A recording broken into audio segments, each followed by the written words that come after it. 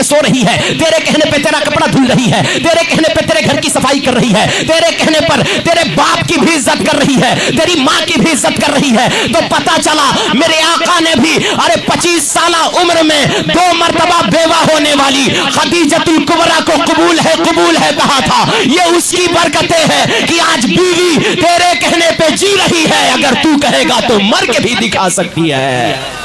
ہاں, یہ میرے آقا کی سنتوں کی برکت ہے. آج ہم کل نکاح کرنے جا رہے ہیں, کل شادی کرنے جا رہے ہیں نا بھائی عرفان بھائی, کل دولہا بننے والے ہیں. لیکن سوچے صاحب ہم نے اسلام کے خاطر کیا کیا ہے. ہم تو صرف جانتے ہیں دولت کمانا, ہم جانتے ہیں دنیا میں عیش و عشرت کرنا, ہم جانتے ہیں دنیا میں موج مستی کرنا, لیکن صاحب اپنے مذہب کو بھلا بیٹھے ہیں. رب نے سب سے خوبصورت مذہب ہمیں دے رہا ہے اور اعلان کر رہا ہے لوگوں سب سے خوبصورت مذہب مذہب اسلام ہے, جس اسلام کو ہم پامال کر رہے ہیں. اسلامک زندگی ہماری نہیں رہ چکی ہے صاحب, اسلامک شادیاں ہماری نہیں رہ چکی ہے, ہاں اسلامک طور طریقے ہمارے نہیں رہ چکے ہیں. آج بھی صاحب میں کہنا چاہوں گا ہم اسلام کی اہمیت اس لیے نہیں دیتے ہیں, ہم تو جانتے نہیں ہیں کتنی مشکلوں سے اسلام ہم تک آیا ہے, بڑی پریشانیوں کے ساتھ اسلام ہم تک آیا ہے. میرے آقا نے طائف کی گلیوں میں پتھر کھائی ہے تب اسلام ہم تک آیا ہے, آقا نے پیروں میں کانٹا چبھوایا ہے تب اسلام ہم تک آیا ہے. اگر آج ہم شادیوں کا لطف لے رہے ہیں, یہ کمال آپ کا نہیں ہے, آپ کی دولتوں کا کمال نہیں ہے, آپ کی دنیا میں ایکٹیویٹیز کا کمال نہیں ہے, ہاں آپ کا یہ اسٹیٹس نہیں ہے کہ آپ کسی لڑکی کو ہاتھ لگا دیتے, آپ کسی لڑکی کو اپنے گھر میں لا کر خادمہ بنا لیتے, یہ آپ کی کوئی اوقات نہیں ہے کہ آپ اپنے گھر میں کسی لڑکی کو لا کر رکھ لیتے. یہ کمال تو آمنہ کے لال کا ہے, اس نے پتھر کھائی ہے, آج شادیوں کا لطف لے رہے ہیں. مصطفیٰ نے طائف کی گلیوں میں گالیاں سنی ہیں, آج ہم اسلامک زندگی گزار رہے ہیں. میرے آقا نے طائف کی گلیوں میں لوگوں کا ظلم و ستم برداشت کیا ہے تب آج ہماری خوشیاں سلامت ہے. اگر مصطفیٰ نے مکی کی گلیوں میں لوگوں کے ظلم کو برداشت کیا ہے, آج ہماری گھر کی بیٹیاں سلامت ہے. مصطفیٰ نے طائف کی گلیوں میں پتھر کھایا ہے تب ہمارے بیٹے سلامت ہے. اگر باپ کی زندگی سلامت ہے, کمال آمنہ کے لال کا ہے, ورنہ ہماری کوئی اوقات نہ تھی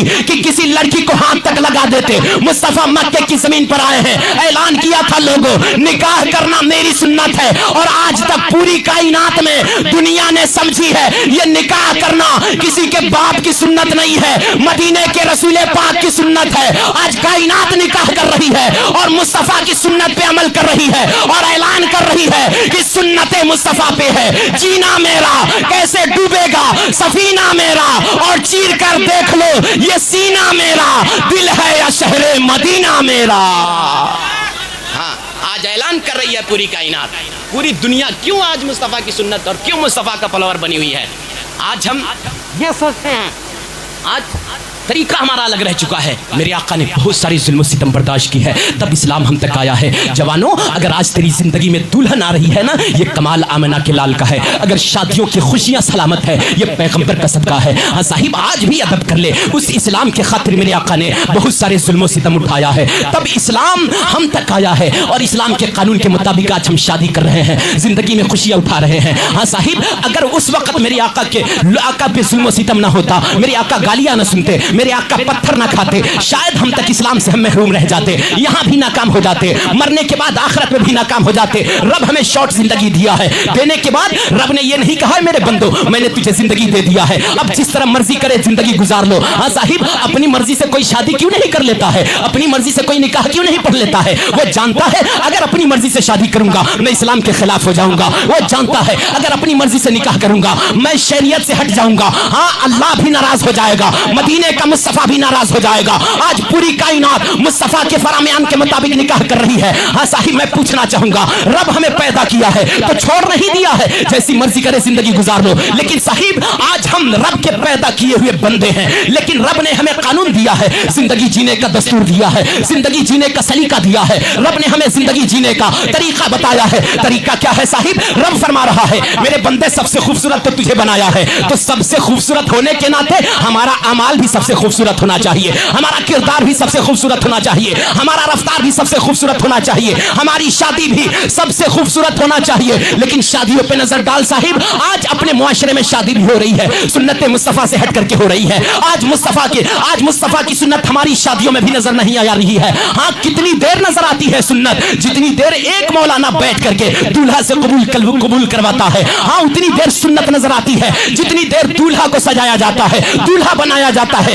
اس کے بعد آپ معاشرے پہ نظر ڈالیں، 95% لوگوں پہ نظر ڈالیں، مذہب اسلام میں پیدا ہونے والا ڈی جے سے تعلق رکھتا ہے، مذہب اسلام میں پیدا ہونے والا آرکیسٹرا سے مطلب رکھتا ہے، مذہب اسلام میں پیدا ہونے والا شادیوں میں شراب کے اڈے کو آباد کر رہا ہے، مذہب اسلام میں پیدا ہونے والا آج شادیوں میں دوستوں کو بلایا جا رہا ہے، رنگ ریلیاں منائی جا رہی ہے۔ ہاں صاحب، ہمیں کیا پتا اس کی خبر کسی کو ہو یا نہ ہو، مدینے کا مصطفیٰ جانتا ہے، ہمارے گھروں کی حالات کو جانتا ہے۔ آج شادیوں میں ہمارے بیٹے نافرمان ہو رہے ہیں، ہاں بیٹیاں بے پردہ ہو رہی ہے، آج شادیوں میں مصطفیٰ کی سنت نظر نہیں آ رہی ہے۔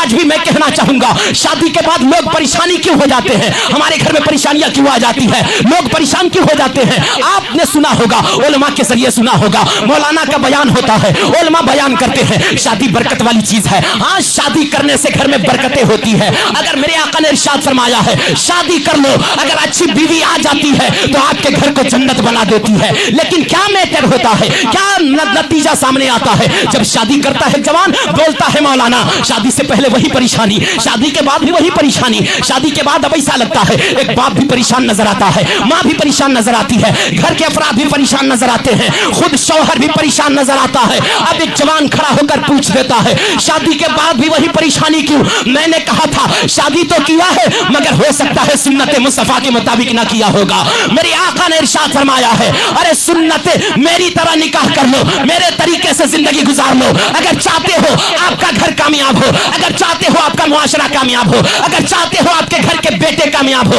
اگر آپ چاہتے ہو آپ کے گھر کی بیٹیاں کامیاب ہو، اگر آپ چاہتے ہیں آپ کی بیویاں کامیاب ہو، اگر آپ چاہتے ہیں ہر فرد کامیاب ہو جائے تو قانون دنیا دار کا نقل نہیں کرنا ہوگا، پکچر کی اداؤں کی طرح نہیں جینا ہوگا، سیریل کی اداؤں کی طرح نہیں جینا ہوگا، دنیا کے اسٹائل کی طرح نہیں جینا ہوگا۔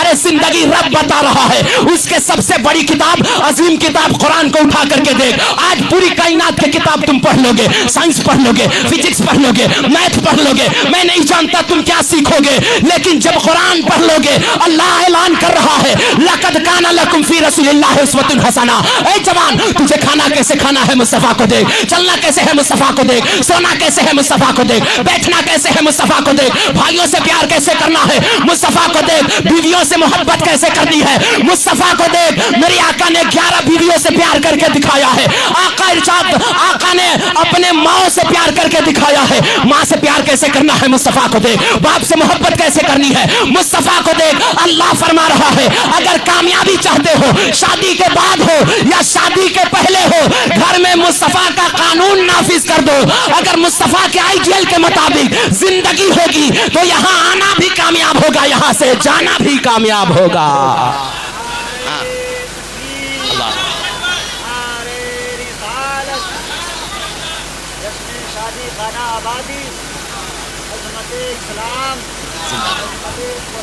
زندہ باد، زندہ باد، اللہ اکبر یا رسول اللہ۔ ہاں صاحب، آج ہم طریقے سیکھ لیے ہیں دوسروں کا، آج ہم طریقہ اپنا لیے ہیں غیروں کا۔ ہاں صاحب، ہمیں تو ہونا یہ چاہیے سب سے عظیم نبی ہمارے درمیان آئے ہیں، سب سے پاورفل نبی ہمارے درمیان آیا ہے۔ جوانوں، ہماری اوقات کیا ہے صاحب؟ آج ہم نے غیروں کو دیکھا ہے، کسی کو مالدار ہوتے دیکھا ہے، ہم یہ سوچتے ہیں دیکھو فلاں کیسے مالدار ہو گیا، اس کے اسٹائل کو اپنانے کی کوشش کرتے ہیں۔ ہم نے یہ نہیں دیکھا وہ حلال کما رہا ہے یا حرام کما رہا ہے، ہم نے دیکھ لیا صاحب پکچر کے ذریعے کسی ہیرو کی طاقت کو دیکھا، اسے پیار کر بیٹھا، ہم نے یہ سوچا صاحب فلاں نے طاقت کیسے اپنائی ہے، ہم یہ نہیں دیکھتے ہیں اس کا کام حلال ہو رہا ہے یا حرام ہو رہا ہے، ہاں اس کا کردار کیسے زندگی جی رہا ہے، وہ کیسے زندگی گزار رہا ہے، ہم نے کچھ نہیں دیکھا، طریقے کو اپنایا صاحب، کبھی ہیرو کے آئیڈیل کے طریقے کو اپنایا ہے، کبھی سیریل کے طریقے کو اپنایا ہے، کبھی مالداروں کے طریقے کو اپنایا ہے، ہاں صاحب کبھی دنیا کے بڑے نیتاؤں کے طریقے کو اپنایا ہے۔ کسی کی کوئی اوقات نہیں ہے صاحب، اگر اوقات دیکھنا چاہتا ہے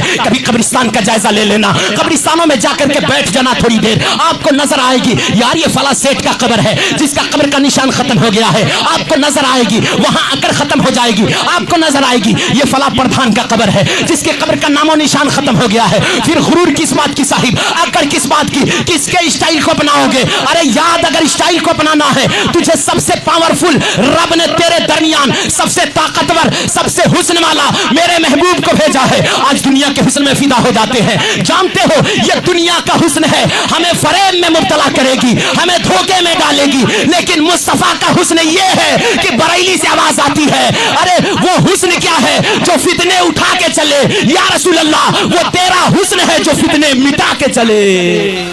हाँ, ये मुस्तफा का हुस्न है। किसके हुस्न में खोए हैं, किसके स्टाइल में हम जा रहे हैं, किसको हम अपना आइडियल बना रहे हैं। आज भी हम कामयाबी चाहते हैं। आज बोलते हैं ना घर परेशान, मुआशरा परेशान, देश को फला नेता ने खराब कर दिया, मुआशरे को फला प्रधान ने खराब कर दिया। हम कहते हैं कुछ खराब नहीं करता है। अगर हमारे मुआशरे को, हमारे घरों को तबाही होती है तो हमारे किरदार की वजह से होती है।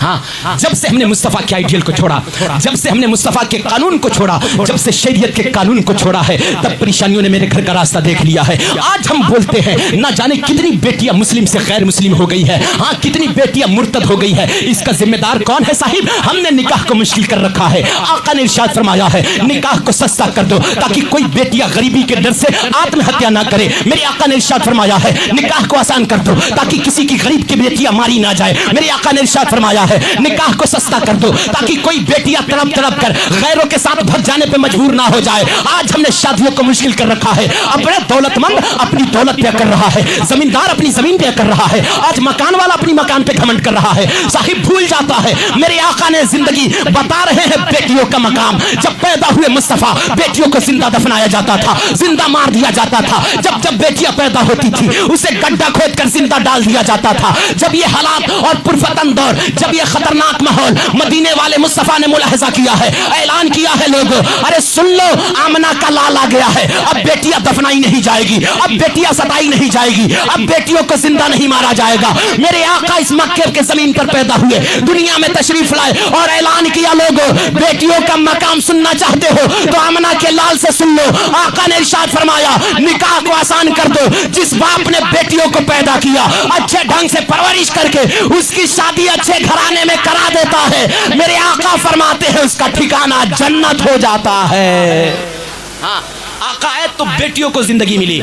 आज हम बेटियों को अगर मार रहे हैं, बेटियों पे जुल्म सितम कर रहे हैं, आज बेटियां मुर्तद हो रही है तो हमारे वजह से हो रही है। जब आका है ना ये इनकलाब बर्पा किया था, ऐलान किया था बेटियां रब की रहमत होती है, बेटियों को सताया नहीं जाएगा, बेटियों को मारा नहीं जाएगा, इसलिए कि मारने वाले बाप का पंजा तोड़ने के लिए मोहम्मद रसूलुल्लाह आ गया है। हाँ, अब बेटियां मारी नहीं जाएगी। अगर आज बेटियां मजबूर हो रही है मुर्तद हो जाने पे, भग जाने पे और रो रही है, तड़प रही है, आत्महत्या कर रही है, तो ये हो ना हो हमने मुस्तफा के आइडियल को भूल बैठा है, मुस्तफा की हदीस को भुला बैठा है, मुस्तफा की सुन्नत को भुला बैठा है। आका इरशाद फरमाते हैं जानते हो ये बेटियां रब की रहमत होती है। अरे ये बेटी जिस बाप के घर में पैदा हो जाती है तो बाप के लिए रहमत होती है, और अगर इसकी शादी हो जाती है तो शौहर के लिए आधा ईमान होती है, और जब माँ हो जाती है तो अल्लाह इसके कदमों में जन्नत डाल देता है। जब इस शान को देखा गया वारे आमना के लाल बेटियों का वो मकाम दिया,